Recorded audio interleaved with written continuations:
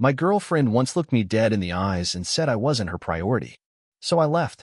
Now she's begging for another shot, and what I did after that. It wrecked her. Completely. I'm 26, she's 24. We met at my buddy's housewarming, one of those chill get-togethers where you don't expect anything big to happen. Normally, I'm not the kind of guy who rushes into things. I've always been the cautious type, the guy who thinks through every step before jumping. But with Jenna? Man, she had some kind of pull I couldn't fight off. And the crazy thing? She wasn't even trying. That's what made her so dangerous to me. She could make me laugh harder than anyone I'd ever met. Her humor was so offbeat, so strange, but it matched mine perfectly. She could take an average Tuesday night and make it feel like Christmas morning. And yeah, she was gorgeous. No denying that. The kind of woman that made my friends text me, "Bro, how the hell did you score her?" After just one meeting. I was so into her, I dove in head first. No hesitation, no breaks. She became my top priority.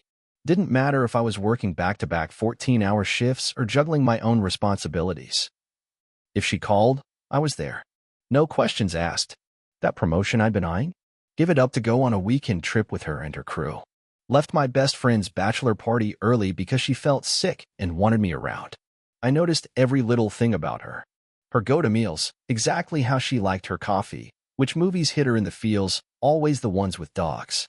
She had to sleep on the right side of the bed, fan on medium, stuff I memorized without thinking. I planned surprise dates, picked out thoughtful gifts, not just on big occasions, but random Wednesdays too, just to let her know I was thinking about her. She was the first thought in my head every morning. Before I knew it, everything I did revolved around her. My decisions, how I spent my time, even my future plans, they all had her baked into the picture. I was even browsing engagement rings. Thought for the longest time we were on the same page. But honestly, that was just a lie I kept feeding myself. The truth hit hard. She never gave back the same kind of love and energy I poured into us. She liked the attention, the idea of being mine, but the effort? That was all me. In the beginning, everything felt perfect. We were about 3 years in when things started going south. She moved into my house about a year into the relationship. Yeah, my place. I bought it, pay the mortgage, cover every damn expense. I handled everything from the utility bills to the groceries, even her car insurance and phone bill. I was even pitching in for her college tuition. She was wrapping up her degree while working part-time at a coffee shop. And I figured, hey, I'm just investing in our future. I kept telling myself it was just temporary. Once she graduated and got a full-time gig, it'd all balance out. Spoiler, it didn't. At first, being with her was amazing. She was funny, affectionate, full of energy. Our weekends were spent exploring new places or binge-watching shows like crazy. It felt easy, effortless, just us enjoying each other's company. But little by little, things started shifting. And like an idiot, I didn't catch it. It's wild how blind love can make you.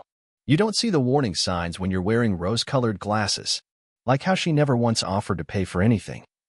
Even when I knew her parents had sent her money, or how she'd talk about her house or her kitchen.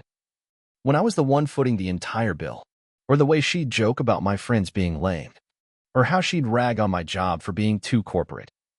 All while enjoying the lifestyle that same job provided. The kicker? She loved talking me up to everyone. Instagram captions that went on forever about how lucky she was to have me. Photos of the gifts I gave her, the trips I paid for.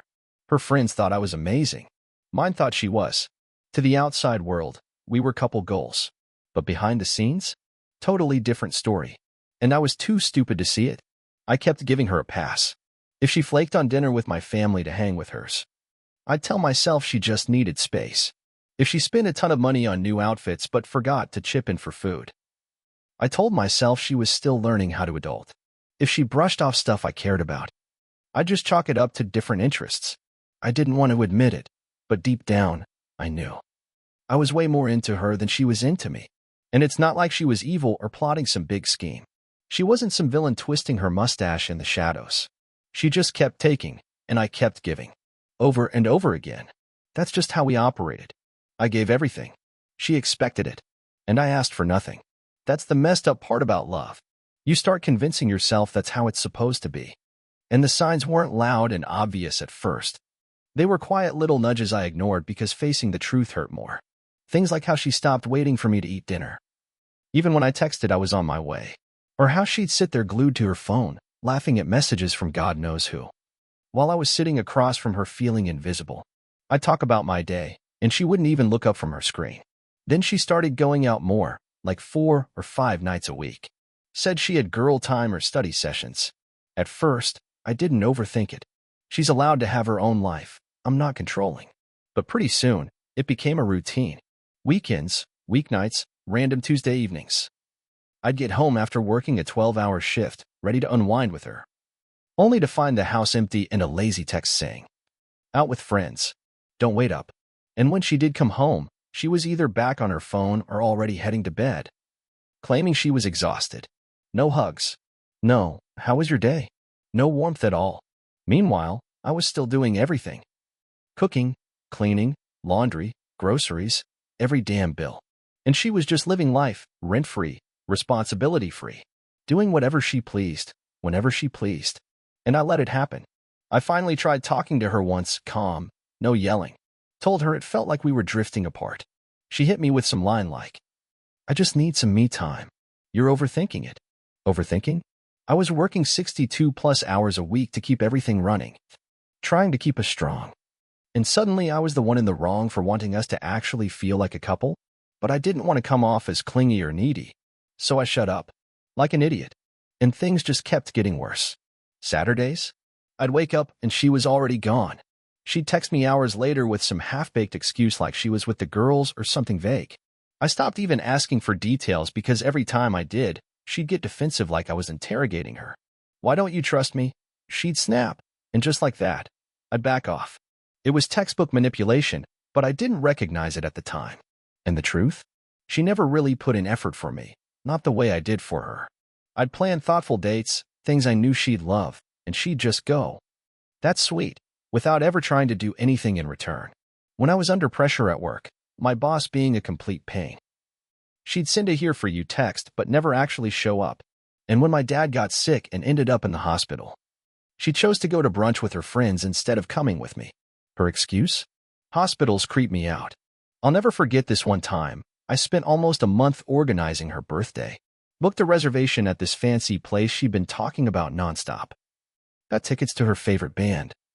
Even looped in her friends to plan the surprise perfectly. It set me back nearly $1,000, but I figured it was worth it if it made her smile. You know what she did for my birthday the next month?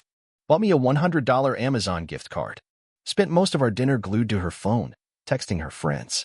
When she noticed I looked disappointed, she had the audacity to say, "What? I got you a present." Said it with this pout like she deserved a damn trophy for remembering the day at all. And there I was, holding the gift card, receipt still stuck to the back. Bought just that morning. Real thoughtful, babe. Looking back, the imbalance in our relationship was wild. If I was even 10 minutes late when she wanted to go somewhere, she'd be fuming for hours. But she could vanish for entire nights with no heads up. And I was just expected to deal with it. If I wanted to hang out with my boys on a Saturday, I had to ask for permission a week in advance. Meanwhile, she'd make plans with her friends right in the middle of us doing something together. Then just leave. I started catching other weird stuff too. Her girls' nights always seemed to include random guys in the background of her tagged photos. She kept her phone tilted away from me when she was texting. She'd get all dressed up, full makeup, tight outfit, heels for a study group. Then she'd come home at 3 a.m. smelling like booze and some cologne I sure as hell didn't wear. I started getting this constant knot in my stomach whenever she went out. That gut instinct that something wasn't right. But I kept brushing it off, told myself I was just being paranoid. What pissed me off was that my friends saw it way before I did. My buddy Derek pulled me aside at a barbecue and asked, "Dude, are you okay? Jenna doesn't seem into this." And instead of listening, I got mad. Told him he didn't get it, that he didn't understand our relationship. Even my sister straight up told me Jenna was treating me like an ATM. I didn't talk to her for 2 weeks after that. That's how deep I was in denial. I was funding this girl's entire life. The house, the groceries, her bills, her college tuition. And she treated me like some annoying roommate she had to occasionally pretend to like. I either couldn't see it or didn't want to. Because admitting it meant admitting I'd been played. That I'd poured 3 years of my life, thousands of dollars, and every ounce of emotional energy I had, into a relationship that was completely one-sided. That's a hard thing to admit, but eventually, reality punches you in the face. A buddy once asked me, Did your relationship die fast or slow? Truth is, it was both. Like a frog in a pot of water slowly heating up. I didn't realize I was boiling until I was already cooked. Jenna had always been a little selfish. But I ignored it because she still did just enough to make it look like she cared. She still said, "I love you" now and then. Maybe did something nice if it didn't inconvenience her too much. She still acted like we were a happy couple when other people were around. But behind closed doors, things kept spiraling. The plans we made started meaning nothing. We'd agree to have a movie night on Friday. Then Friday would roll around and she'd forget. Because she'd already lined up plans with her friends. When I reminded her, she'd sigh like I was being difficult. "Can't we just do it tomorrow?" she'd say, already halfway out the door in heels and lipstick. And the rare times we were together, she acted like being with me was an obligation. She'd constantly check the time, be glued to her phone, or complain about how much more fun she'd be having somewhere else. And if I ever brought it up, she'd gaslight me hard. "Why are you so sensitive? It's all in your head." Or the classic, "You're being controlling." And when she didn't feel like dealing with me, she'd go full silent treatment. If I bought the wrong brand of shampoo, questioned why she came home at 3 a.m., or suggested she maybe pitch in for groceries. Boom, radio silence. She'd act like I didn't even exist. Wouldn't look at me, speak to me, acknowledge I was there. It would go on for days sometimes. And every time, I was the one who apologized just to end the Cold War. Even when I'd done nothing wrong. It wore me down. Mentally, emotionally, physically, I was exhausted. I couldn't sleep. Couldn't focus at work. I was walking on eggshells in my own damn house. Wondering which version of her I'd come home to that day. Would she even be there? Would she speak to me? Or would I get punished for another invisible offense? I was getting constant tension headaches. Lost weight because I wasn't eating. Work started slipping, which only made things worse. Because I needed that paycheck to keep her life running. The house, the car, all in my name. Through all of it, she just kept taking. Never once asked how I was doing. Never noticed how close I was to breaking. As long as the bills were paid and she got to do whatever she pleased. I could have been a ghost. That's when the thoughts started creeping in. I started questioning everything. Was this really my life? Was I just going to keep giving until there was nothing left? Was I weak for staying? Or selfish for wanting to walk away? I struggled with it for a while. Told myself relationships take work, sacrifice, patience. But even the strongest man breaks if he carries dead weight long enough. And I was done sinking. I was already emotionally checked out. So I started planning my exit. How do I get out of this without turning it into a nuclear disaster? Do I slowly back away, little by little? Or just rip the Band-Aid off? Would she even care? Or would it just hurt my pride? I didn't want to be the guy who quit. But I also wasn't going to be the fool who stayed in a losing game. The truth? Half of me had already left. My heart was gone. My body just hadn't followed yet. And then came the night that pushed me over the edge. It wasn't anything dramatic. No catching her red-handed, no shouting match, no doors flying off hinges. If I'm being honest, cheating was probably part of it. But that's not what broke me. What did it was something small. Simple. But it hit me harder than any slap could have. Not a sting, more like a scar. It was a Friday night. I'd been grinding hard all week. Late nights at the office, wrapping up this huge project. Dead tired doesn't even cut it. But I didn't want to just crash on the couch like some washed-up dude. I had one more thing I needed to do. I wasn't chasing some heart-to-heart or quality time. What I wanted was to shift the energy, to silently let her know I was already halfway out the door. I walked in around 5, tossed my keys on the counter, and right away I heard music blasting from the bedroom. That told me everything I needed to know. She was getting ready to go out. Again. Another girls' night, supposedly. And if Instagram had anything to say about it, that girls' night had enough random guys in the background to qualify as a frat party. 4th weekend in a row, I'd be sitting home alone in my own house, the guy she forgot existed. I gave the door one knock and pushed it open. She was standing in front of the mirror in just her underwear, touching up her makeup like she was about to hit a red carpet. Normally, I might have stopped and taken that in. Not tonight. Tonight, I wasn't there to admire anything. "Hey," I said, casual tone, laid-back posture, just a guy trying to spend the evening in. Was thinking maybe we stay in tonight. Order some takeout, watch a movie. Feels like it's been forever since we had a night just the two of us. She didn't even blink. No pause, no glance, no reaction. Just kept swiping on that mascara like I wasn't even standing there. Can't. I promised the girls I'd meet them at Ashley's. We're hitting that new club downtown after. Of course, the girls. Always the girls. Funny how those girls had more male friends in their posts than I ever did. I stayed calm, leaned against the doorframe like I wasn't unraveling inside. Yeah, just thought maybe you'd want to catch up. We've barely seen each other all week. I come home, and you're either gone or walking out the door. Finally, she looked at me in the mirror, just a flicker of annoyance in her eyes. It's not my fault you work so much. And there it was, the jab. Like she didn't know exactly why I was working that hard. The mortgage, her car, the utilities, the Wi-Fi she lived on, all me. But sure, blame me for doing the very thing that keeps her comfortable. I gave a slow nod, let the silence fill the space for a second. Then I said, relationships take effort too. Thought maybe we could make time for that. That's when she turned around, mascara wand still in her hand, and looked at me like I was just some speed bump in her night. Then she said it. The line that ended everything. You're not my priority right now, okay? I've got other stuff going on. She tossed it at me like she was saying we were out of coffee. Totally casual.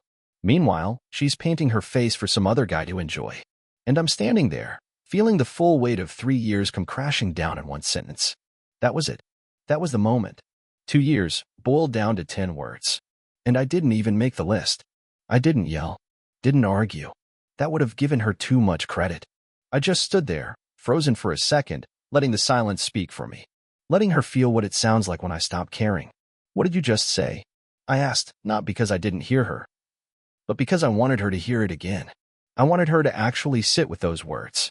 She sighed and turned back to the mirror, totally unbothered. Don't be so dramatic. I already have plans. We can hang out tomorrow or something. And that was it. The final nail. After everything I'd done. Every night I showed up. Every bill I paid. Every sacrifice I made. I wasn't even an afterthought. Just a placeholder. An ATM with legs. I didn't lose it. Didn't break down. Didn't give her the satisfaction of a scene. I just watched her in the mirror. Wondering how I ever let it get this far. How I let her believe I'd keep taking it. But that was the last time she ever talked to me like that. Fine, I said, calm as ever. Go have fun. And I meant it. Go have your fun, Jenna. Soak it up. Because the guy standing in front of you? He's already gone. I will, she said back, not even catching the tone. She just kept doing her makeup, like we were talking about the weather. Not the wreckage of our relationship. She left about 20 minutes later. Didn't say goodbye. Just yelled, later, and slammed the door. I stood in the kitchen, listening to her car roll out of the driveway. And this weird kind of peace settled over me, like something inside had finally clicked into place. I grabbed a soda, dropped onto the couch, and started thinking. Just replaying everything. The last few months, all the blown-off plans, all the nights she left me here like some invisible man. The girls' nights full of dudes I didn't know. The coldness, the silence, the excuses. I pulled out my phone and started scrolling through our texts. It was all there. Message after message of me checking in, asking how her day was, saying I missed her. Trying to make plans. And her responses? Always short. Hours late. Often canceling. Sometimes just never replying at all. I'd send paragraphs when she was going through something. Supportive, loving, patient. She'd reply with a thanks or maybe a thumbs up emoji. It was all in black and white. Proof I'd been doing all the work while she gave the bare minimum. I locked my phone and tossed it on the couch. But boredom got the better of me, so I opened Instagram. Started scrolling through stories, trying to distract myself from the anger bubbling up. Then I saw one of her friends had posted from the club. Low lights. Loud music. People laughing, grinding, drinking. The whole place looked like a storm of chaos. My thumb hovered over the story for a second. Then I swiped up and typed a message super casual. Jenna having a good time? No emotion. No edge. Just a question. A few minutes later, the friend replied. Yeah, she's great. Totally vibing tonight. Cool. I left it on read. Then the next story popped up, and there she was. Jenna, right there on the dance floor, grinding on some guy with his shirt wide open and his abs on full display. She was laughing, arms wrapped around his neck like she didn't have a boyfriend at home. Like she didn't have someone footing the bills, covering her tuition, keeping a roof over her head. And just like that, something in me flipped. I locked my phone, tossed it onto the coffee table, and leaned back into the couch. I didn't scream. Didn't send a flurry of angry texts. Didn't plan some dramatic confrontation. Why bother? She'd made her choice long before tonight. All I had to do now was make mine. About an hour later, I heard the key turn in the front door. She stumbled in, laughing at something on her phone, not a single care in the damn world. Didn't even notice me sitting there in the dim light. Have fun? I asked, voice steady. Calm. She jumped, nearly dropped her purse. Jesus, you scared me, she giggled, but it sounded forced. Her makeup was smeared, her hair a mess. Why are you sitting in the dark like some creep? She asked. I shrugged. Just thinking.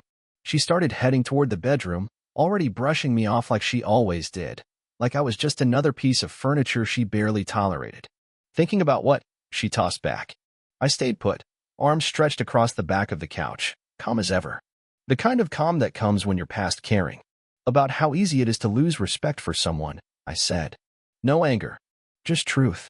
She slowed, glanced back at me. What's that supposed to mean? I didn't flinch. Nothing. Just making an observation. She sighed, that annoyed sigh she gave whenever she didn't feel like dealing with anything real. Can we not do this right now? I'm tired and drunk. I just want to go to bed. Yeah, I said, standing up. My voice was still calm, but sharp. Bet you are. All that hands-on cardio must be exhausting. That stopped her cold. She blinked, confused. What are you talking about? I smiled slow and steady. You know exactly what I'm talking about, Jenna.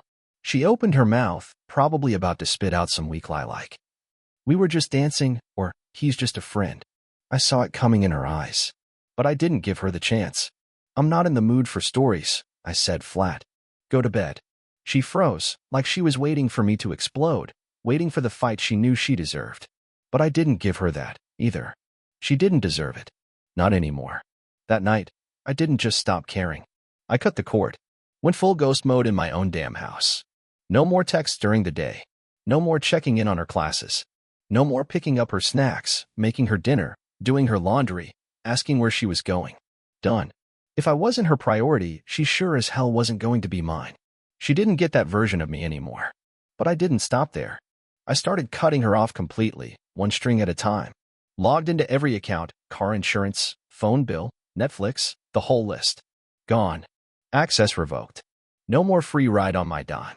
I wasn't paying for her club nights, her drunk rides home, her shopping hauls. While she played single in public and treated me like background noise in private. Tuition payments? Canceled. She wanted independence? Well, she was about to find out what that actually looked like. At first, she didn't even notice. Too wrapped up in her own little bubble to realize the guy holding her world together had clocked out. But give it a week. She started to notice the shift. The way the man who once made her the center of everything had stopped orbiting around her. The looks she gave me were subtle at first. Confused, cautious, like she could tell something was off but couldn't quite figure it out. You've been quiet lately, she said one night from across the couch, eyes bouncing between me and her phone. I didn't even look up. Just shrugged. Have I? Yeah. Is something wrong? I let the silence breathe, then met her eyes, calm as ever. Nothing that matters to you. Her brows furrowed. What's that supposed to mean? I tilted my head slightly, gave her the smallest smirk. It means exactly what it sounds like. If I'm not your priority, why would anything I feel matter to you? And boom. Her eyes widened. She knew. She knew I was throwing her own words back at her. And this time, they hit like a freight train. Are you seriously still upset about that? She asked, all defensive. It was just a comment. I didn't mean it. Sure, I said, standing up. Whatever you say. And just like that, I left her sitting there, speechless in the quiet, surrounded by the consequences she never saw coming. Over the next few days, I kept doing what I'd started. Except it wasn't pressure I was applying. It was absence. I was there physically, but emotionally, mentally, I was gone. She tried making conversation. I gave her dry, one-word replies. She asked if I wanted to go out. I shrugged. Nah, busy. She asked if I was mad. I told her, nope, just respecting your priorities. Then came the real wake-up call. Her phone bill didn't go through. Her car insurance company started calling her instead of me. She tried logging into Netflix and found out it wasn't her account anymore. And for the first time in a long while, she got quiet. Not the smug, silent treatment kind of quiet. The what just happened to my safety net kind. Watching her try to figure it out was almost entertaining. Confusion turned into frustration. Frustration turned into desperation. She wasn't used to being ignored. Wasn't used to not being the center of my universe. And the more I pulled back, the more she scrambled. Meanwhile, I focused on me. Hit the gym every day after work, not to impress her, but because I was done looking like I still gave a damn. Started hanging out with my boys again. The ones she said were boring just because they didn't fit into her scene. Got back into my hobbies. Spent my evenings doing what I wanted. I wasn't living for her anymore. I was living for me. And man, it felt damn good. Then, just like clockwork, she started trying. Coming home earlier. Showing up with my favorite takeout. Asking about my day, and this time, actually sticking around to hear the answer. Little compliments. Snuggling up next to me on the couch like nothing ever happened. But it was too late. I'd already seen too much, heard too much. She wasn't having some change of heart. She was just trying to catch up. And I wasn't even playing that game anymore. Still, I let her try. Let her squirm. Let her feel what it was like to reach out and find no one reaching back. Then one night, she cracked. Tears in her eyes. Voice shaking, like she was the victim. I don't understand what's happening, she said. Why are you being like this? I kept my face blank. Cold. You made it clear, Jenna. I'm not your priority. You've got other things going on. So now I'm focusing on mine. And honestly, you're not on that list. Her face crumpled. That's not fair, she said. I said one thing, one time, and now you're punishing me for it. I laughed, not because it was funny, because it was pathetic. One thing? Jenna, you've been showing me I wasn't a priority for months. Every time you ditched me. Every time you used me. Every time you treated me like background noise. I stepped forward. My voice dropped, final and clear. I paid for this house. Paid your car insurance. Bought your groceries. Covered the bills. Paid your tuition. And what did I get? You're not my priority. Message received. That's when she really broke. The tears started rolling, fast, messy. The kind that only show up when someone realizes they've lost control. I didn't mean it like that, she sobbed. I was stressed. I wasn't thinking. I love you. But I didn't feel a thing. Not anger. Not sadness. Not even sympathy. Just clarity. Cold and sharp. She could cry all she wanted. I wasn't about to drown in her mess again. Right then, it all clicked. I wasn't going to scream or drag this out. No messy breakup scene. I'd let her cry, let her keep thinking there was still time. And then I'd vanish, quiet, clean. She wanted me to feel like an option? Fine. I'd show her what it felt like when that option disappears. Next morning, I got up at 6 a.m., packed the basics, and dipped while she was still passed out. By sunrise, I was gone. No note. No goodbye. Just a simple text. You don't have to worry about me being your priority anymore. I'm gone. And that was it. She blew up my phone, calls, texts, desperate messages. I didn't answer a single one. Silence is golden. And she was finally getting the full value. At first, it was the usual. Are you serious? You're being dramatic. This is childish. No. What's childish is thinking I'd keep sticking around while you treat me like a side quest. Then came the desperation. Let's talk. Please don't do this. I didn't mean it. Yeah, you did. And I'm done.